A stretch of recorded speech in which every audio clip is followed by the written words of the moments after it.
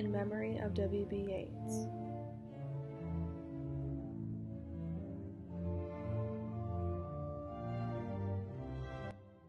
He disappeared in the dead of winter. The brooks were frozen, the airports almost deserted, and snow disfigured the public statues. The mercury sank in the mouth of the dying day.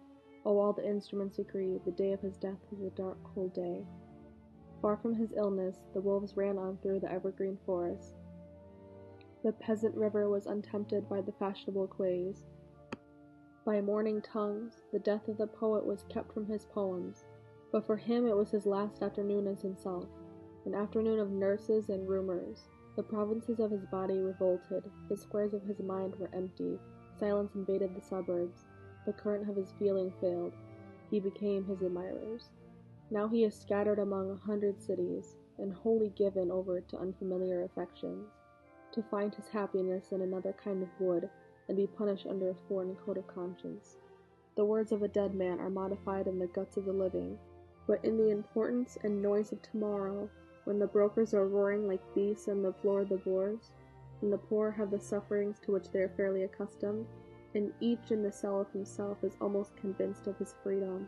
A few thousand will think of this day as one thinks of a day when one did something slightly unusual. Oh, all the instruments agree, the day of his death was a dark, cold day. You were silly like us. Your gift survived it all. The parish of rich women, physical decay, yourself. Mad Ireland hurt you into poetry. Now Ireland has her madness and her weather still, for poetry makes nothing happen.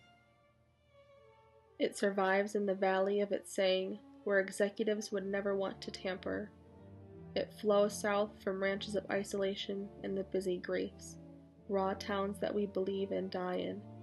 It survives, a way of happening, a mouth.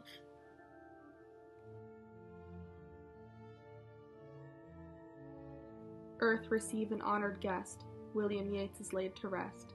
Let the Irish vessel lie, emptied of its poetry. Time that is intolerant of the brave and innocent, and indifferent in a week to a beautiful physique, worships language and forgives everyone by whom it lives. Pardons cowardice, conceit, lays its honors at their feet. Time that with this strange excuse pardoned Kipling and his views, and will pardon Paul Claudel, pardons him for writing well. In the nightmare of the dark, all the dogs of Europe bark, and the living nations wait, each sequestered in its hate.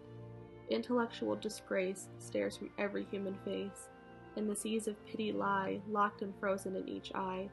Follow, poet, follow right, to the bottom of the night, with your unconstraining voice, still persuade us to rejoice. With the forming of a verse, make a vineyard of the curse. Sing of human unsuccess, and a rapture of distress. In the deserts of the heart, let the healing fountain start. In the prison of his days, teach the free man how to praise.